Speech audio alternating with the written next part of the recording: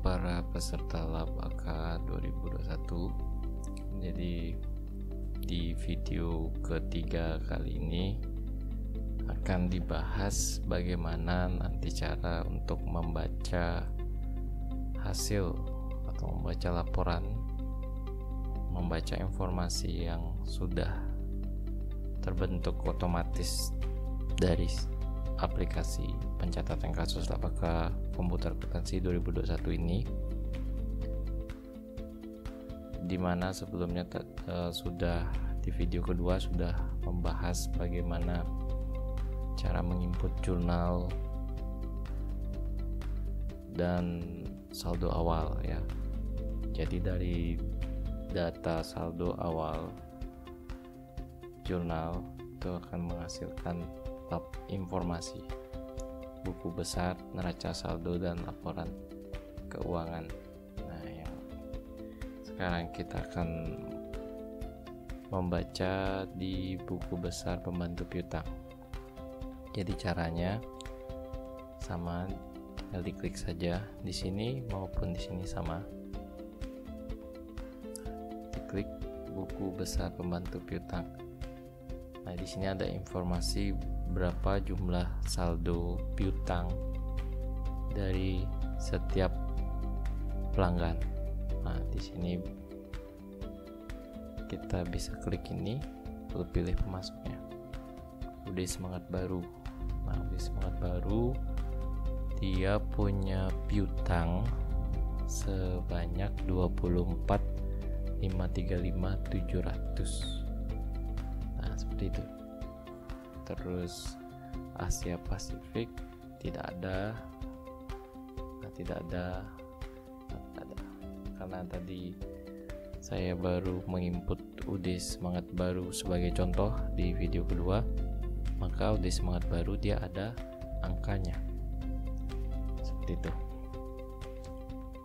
Bisa kembali ke menu, lalu mau membaca buku besar pembantu utang juga sama, pilih utangnya, mega depo ada.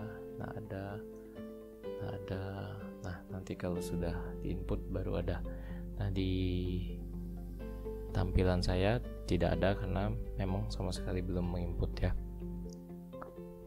Jadi ini terkandung informasi bahwa PT Indah Karya Bangunan itu tidak memiliki utang, seperti itu. Kita kembali ke menu, kita membaca rekapan stok barang. Nah, di rekapan stok barang, ini tidak ada yang bisa diklik ya, kecuali ini input nama barang. Nah, kita pengen melihat tank profil, di pergerakan dari tank profil. Awalnya ada 25, terus keluar 3, maka sisa 22. Dan harga pokoknya adalah 974.925 per unitnya. Jumlah dari persediaan untuk tank profil sebanyak 21.448.350. Nah, mau lihat yang lain juga bisa. Tank TDA tidak ada pergerakan ya. Terus closet zen juga masih di unitnya sama 78. Nah, kalau mau lihat global semuanya, kita geser ke kanan, lihat tank profil sekian, nah, semua ada angkanya.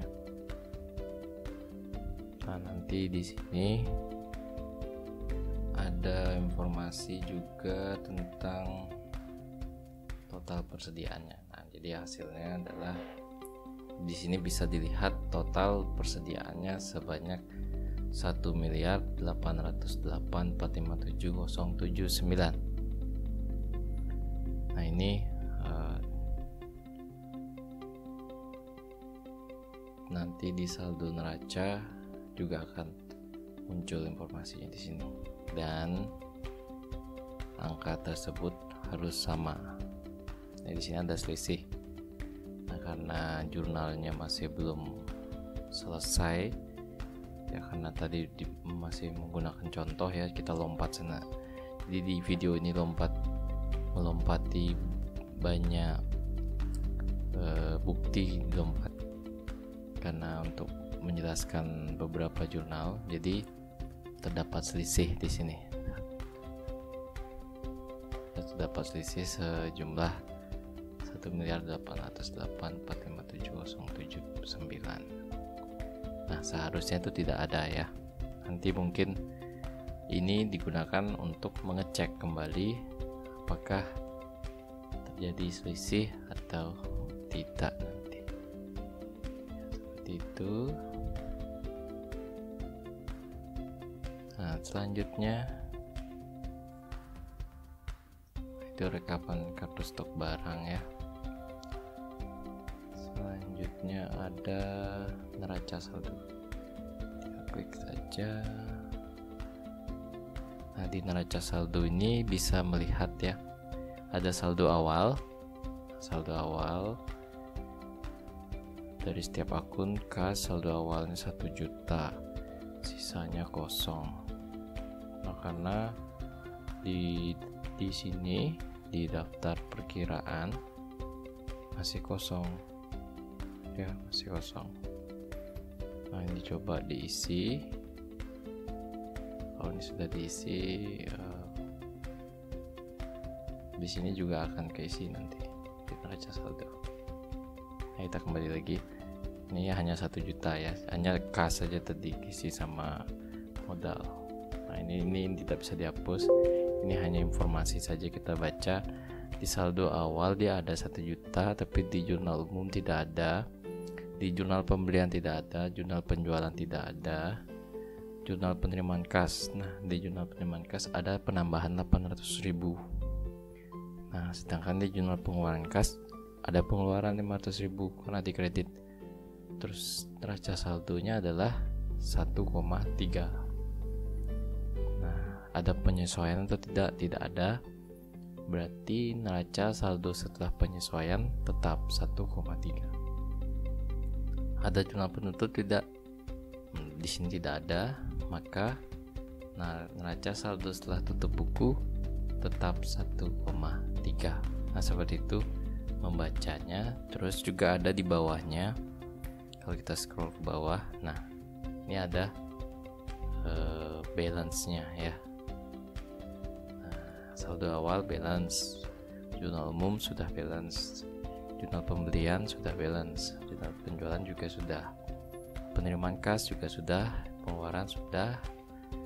Nah, neraca saldo dia tidak balance, selisih 300.000.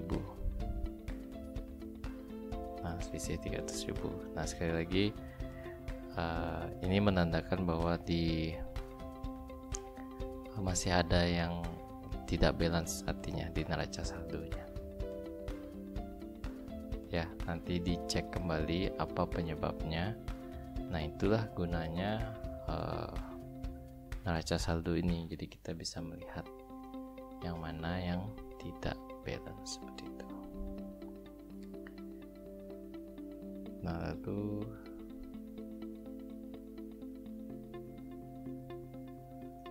jurnal penyesuaian balance. Jurnal penyesuaian balance, saldo setelah penyesuaian tidak balance juga, jurnal penutup masih balance, dan dia akan meremet ke sampai di neraca saldo telah tutup buku 300.000. Nah, dengan informasi ini kita bisa menelusuri angka 300.000 itu letaknya di mana ya, bisa atau 150 kalau saya ngeceknya gitu. Kalau ada selisih 300, kemungkinan di bagian kredit belum masuk lagi 300, atau salah mendebet atau kredit lagi 150. Jadi kalau yang didebet kita bawa 150 lagi ke kredit, maka sudah balance. Nah, mungkin seperti itu cara mengeceknya. Nah, selanjutnya ya, kita kembali, kita geser sini.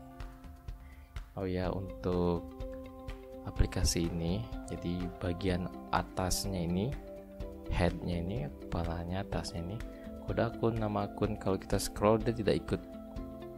Nah, dia tidak ikut ke bawah. Jadi ini yang tertutup jadinya. Nah kalau misalnya kok tidak ada kasnya, mana kasnya, jadi tinggal scroll ke atas ya, dia hanya tertutup saja ya. Nah dia hanya tertutup saja, jadi kasnya masih. Nah mungkin nanti ada yang berbeda karena mencari kas tidak dapat ya, karena ini tertutup ya. Di scroll saja nanti akan dapat sampai mentok itu kas. Oke, kita kembali ke menu. Nah di menu ini lagi ada laporan keuangan. Kita cek laporan laba rugi, masih kosong ya. Mungkin coba kita input salah satu penjualan saja. Di jurnal penjualan kita masukkan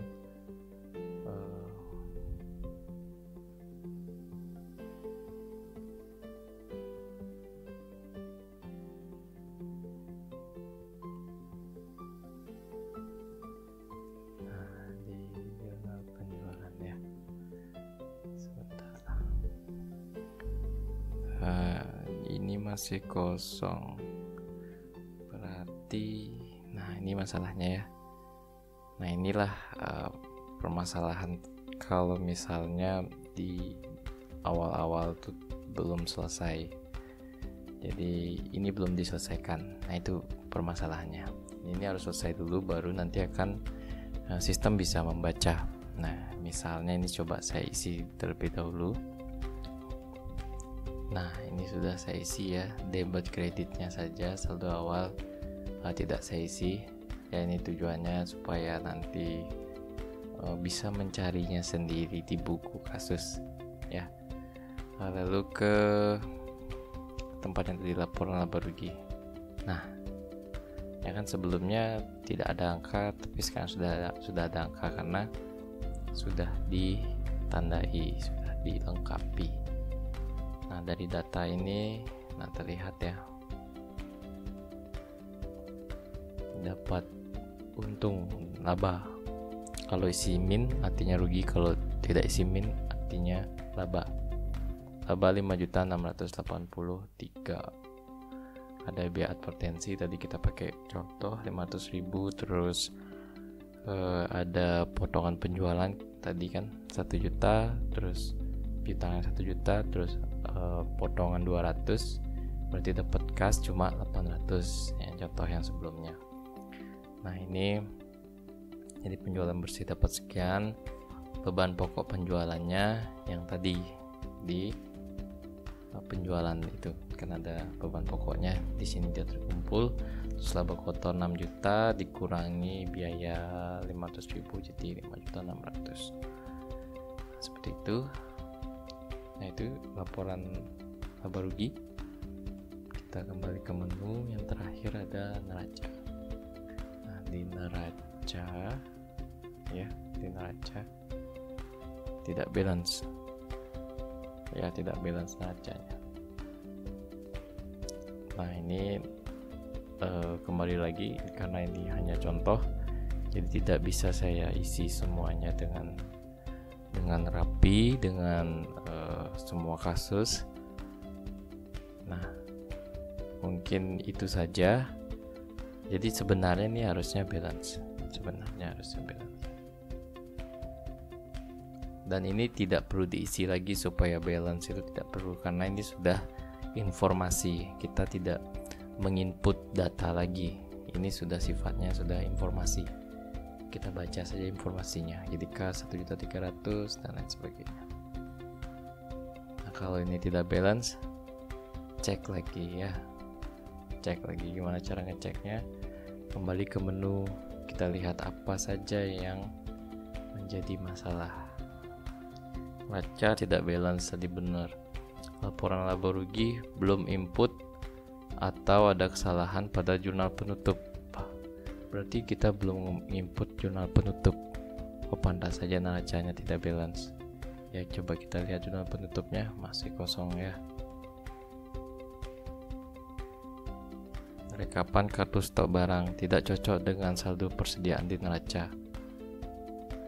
Nah ini permasalahan-permasalahan yang daftar barang tidak balance dengan jumlah akun persediaan barang dagangan. Ini dia tidak balance katanya. Oh balance. Nah, seperti itu ya. Jadi informasi kesalahan ini akan menjadi dasar kita untuk perbaiki. Mungkin satu contoh untuk memperbaiki tidak balance, berarti daftar barang ini tidak balance.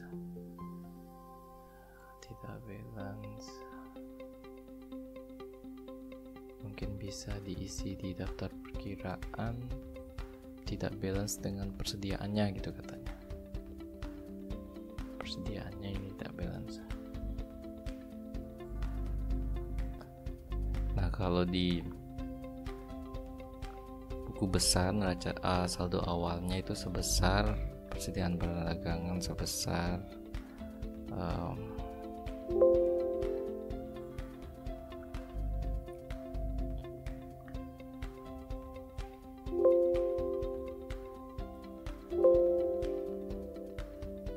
tidak bisa copy paste data di sini.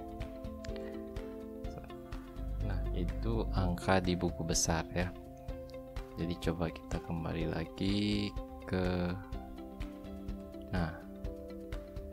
daftar barang sudah tidak ada informasi kesalahan. Nah, tapi daftar perkiraan sekarang ada informasi kesalahan tidak balance. Kita cek lagi. Oh ya, memang benar ada selisih. Karena saya baru input satu ini ya. Baik, itu saja mungkin. Jadi kalau misalnya ini sudah semua, nah ini selisihnya pasti tidak ada. Nah, ini informasi kesalahan sebagai acuan nanti proses pengerjaannya ada yang salah atau tidak.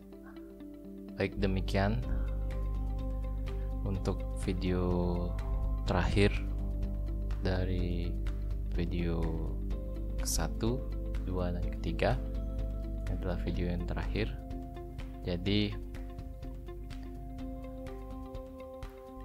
Jadi selamat mengerjakan kasus akuntansi komputer ini dengan aplikasi ini. Semoga tidak ada kendala